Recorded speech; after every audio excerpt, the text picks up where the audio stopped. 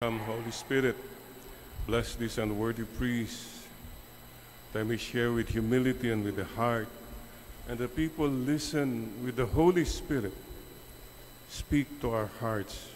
Come, Holy Spirit, come. Sisters and brothers, marami po sa atin tinamaan ng sipon, ng ubo. So, please take care of yourselves. By the way, I asked you before, like to ask again, review lang tayo. Kung kayo ay nagtitimpla ng coffee, do you use your right hand or your left hand?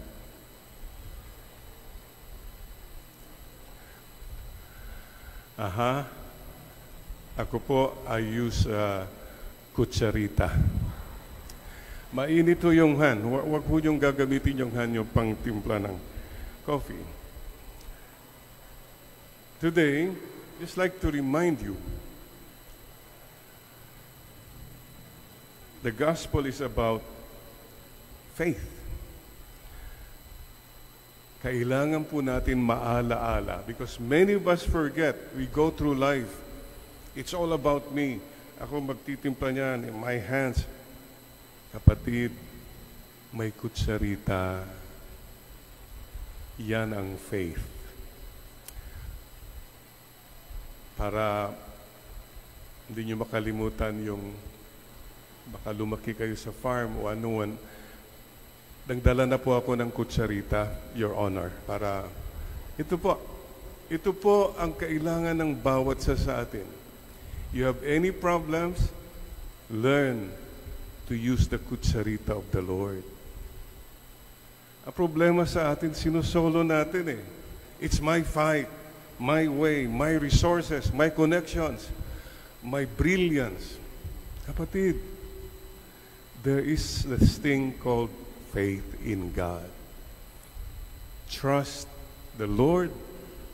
If only you learn to trust the Lord more, your life will be more peaceful, more joyful, more meaningful, maybe more kind.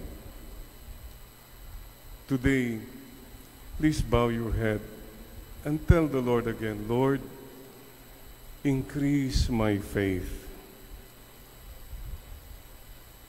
Fear is useless. What is needed is trust. Is there anything that's bothering you this moment? Believe, trust, surrender. Bahala na po kayo, Lord. You know who I am. You know what I need.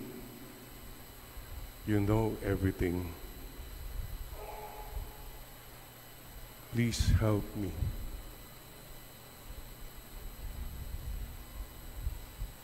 Patulong po. Kailangan ka namin, Panginoon.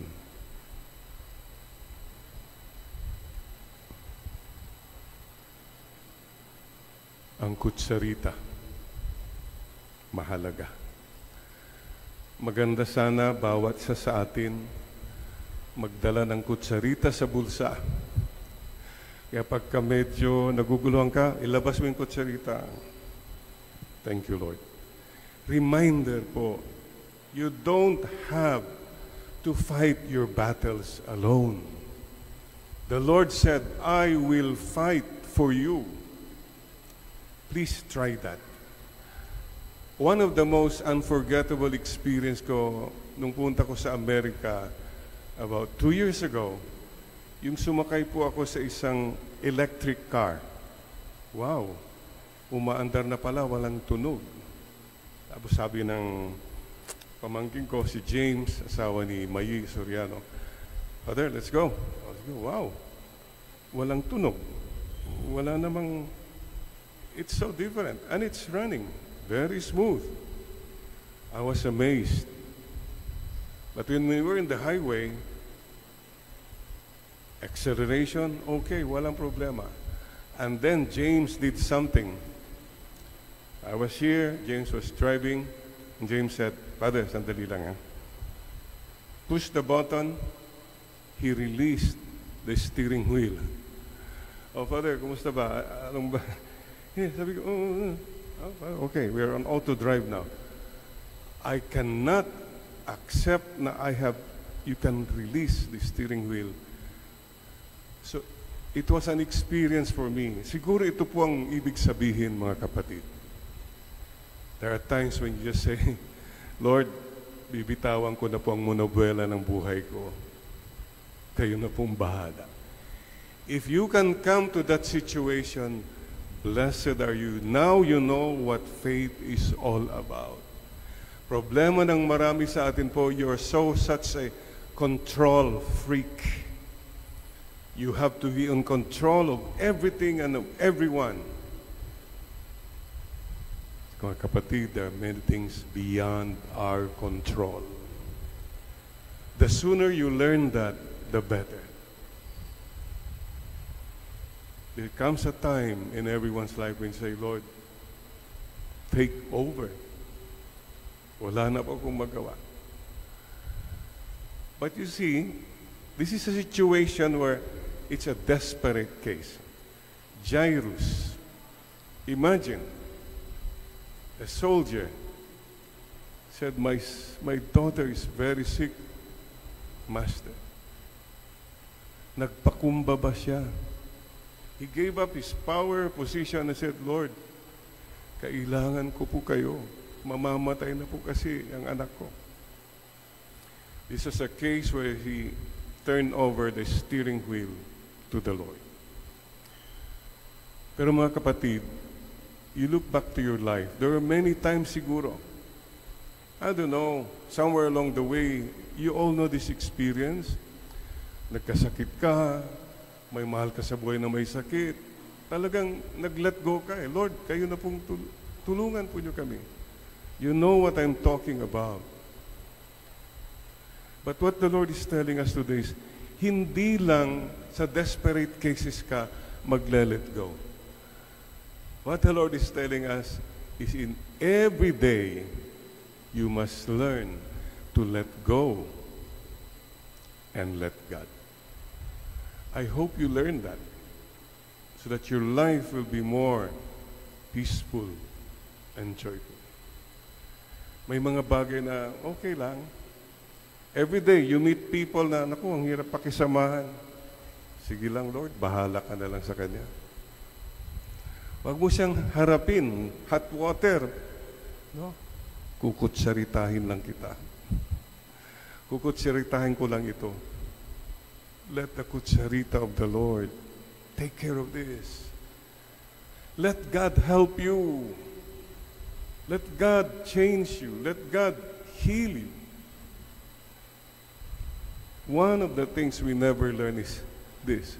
Life is not about me. Life is about God. The sooner you get that mindset, that's faith, the more meaningful your life is. So mga kapatid, there's another story here, not read in the Gospel. It's about isa naman. On the way to the house of Jairus, there was a woman who had hemorrhage. Wala nang pera dahil sa mga paggamot, ganon. But this woman was so desperate and committed. Desidido siya. Mahawakan ko lang yung laylayan ng damit ni Jesus. Gagaling ako. This was a very determined faith. And she did. She touched the book and something happened.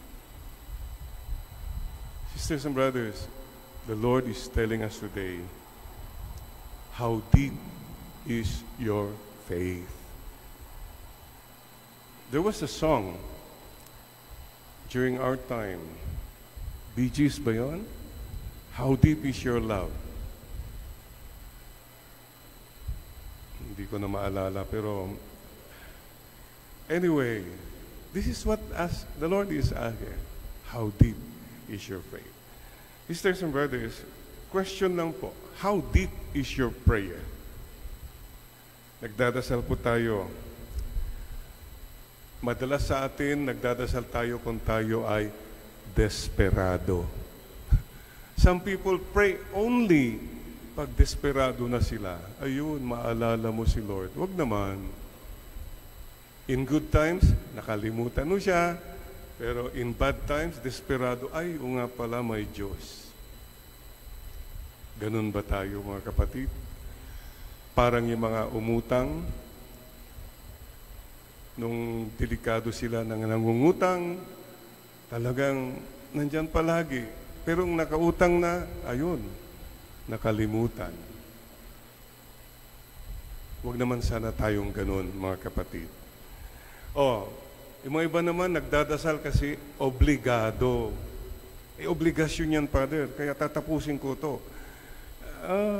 Okay, but obligasyon lang ba? Obligado ka lang, kaya ka nagdadasal?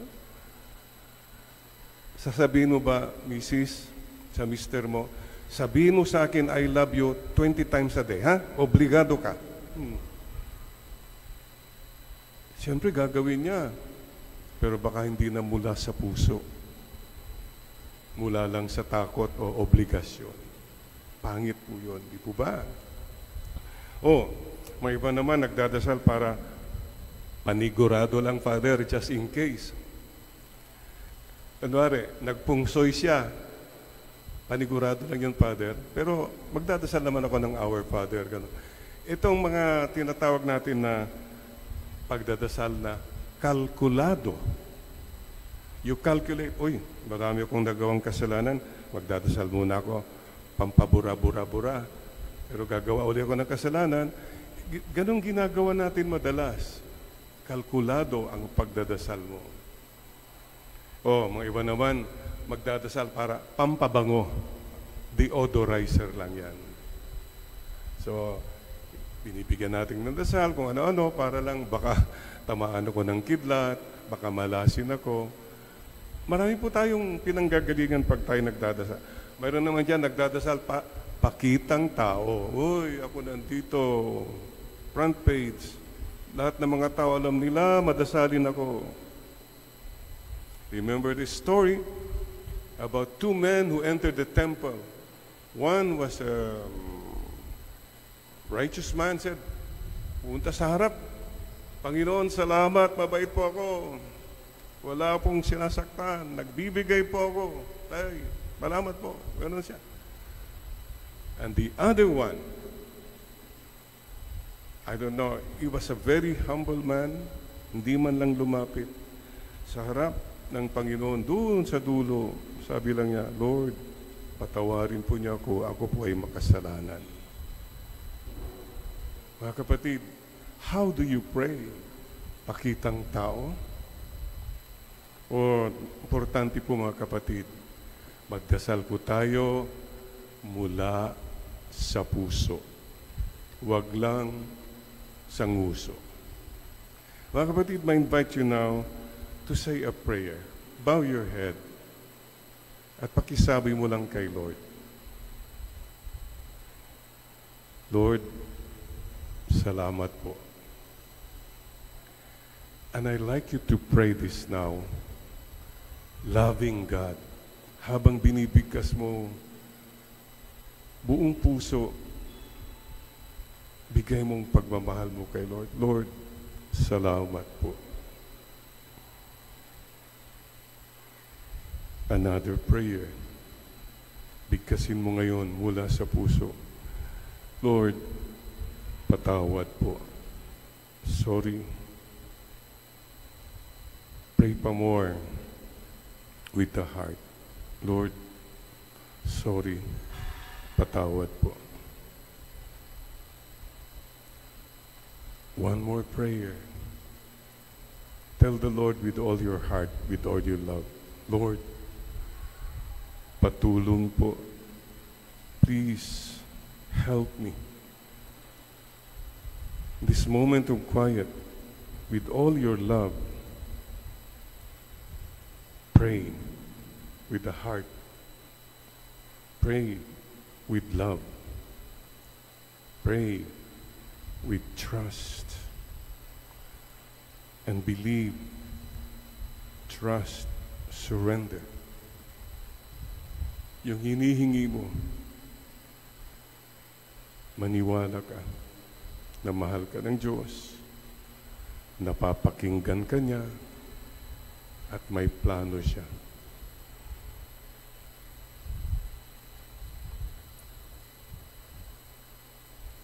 Pray with the heart. This is all that the Lord wants us today. Simplicity of the heart, humility of the heart, love in the heart whenever we pray. Pray like a child. Siguro, we can experience also now, malapit na ang Pasko. Maybe we can sing, Pasko na, O God, may wish ako. Pasko na, O God, may wish ako. Could you sing that joyfully like a child to God? Pasko na, O God, may wish ako. Pasko na, O God, may wish ako. Pasko na, O God,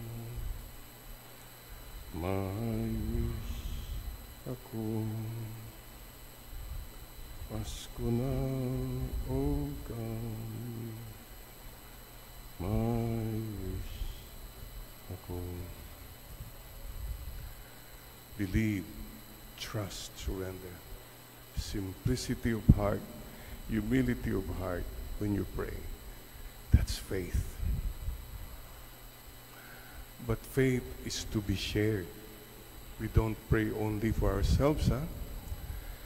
Kaya ngayon, pwede bang tignan mo yung katabi mo, we share our prayer at kantahan mo siya. Ano ang wish mo? Ipagdadasal ko. Ano ang wish mo? Ipagdadasal ko. One more time. Pasko na, O God, may wish ako. Pasko na, O God, may wish ako. Believe, trust, surrender. At sabi mo sa katabi mo naman, ano bang wish mo?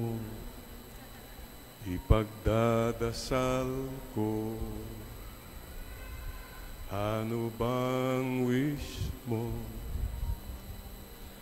Ipagdadasal ko.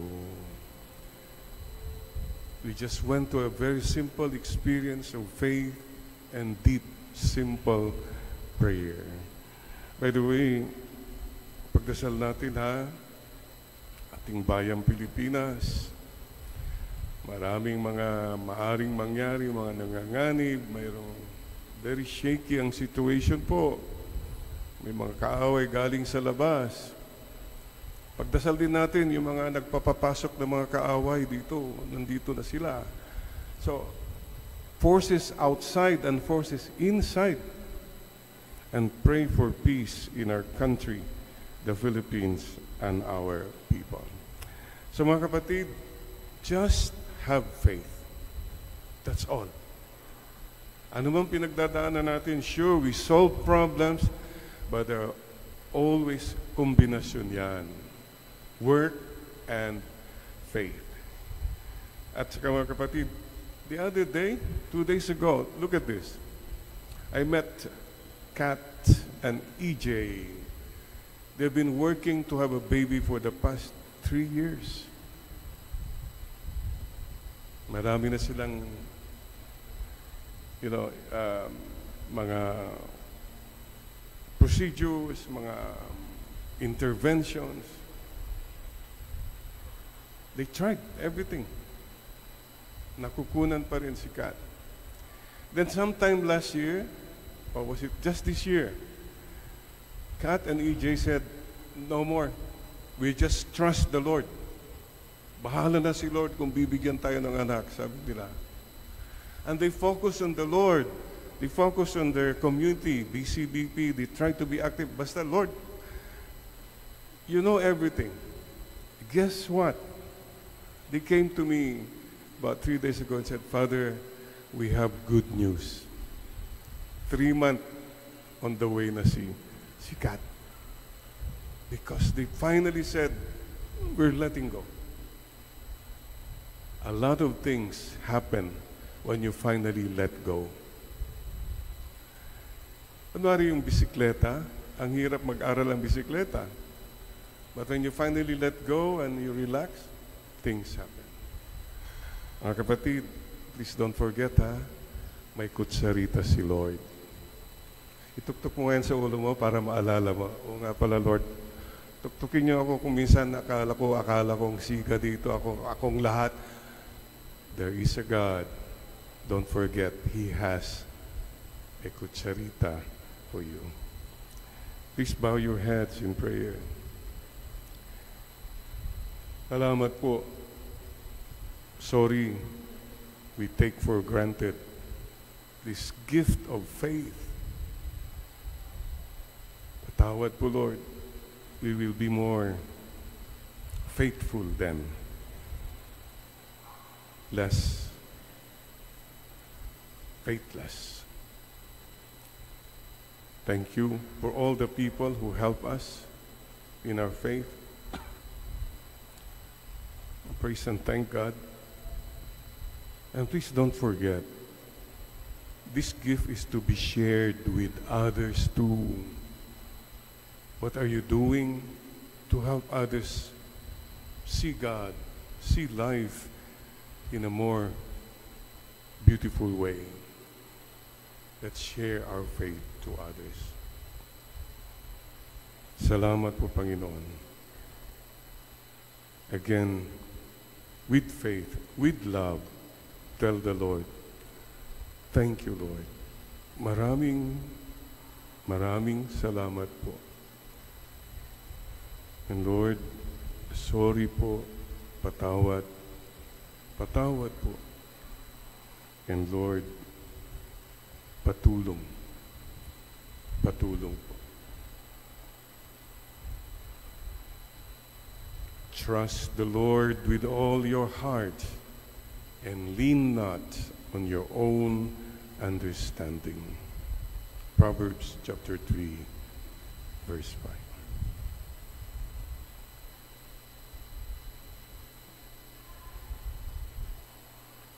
Amen and amen.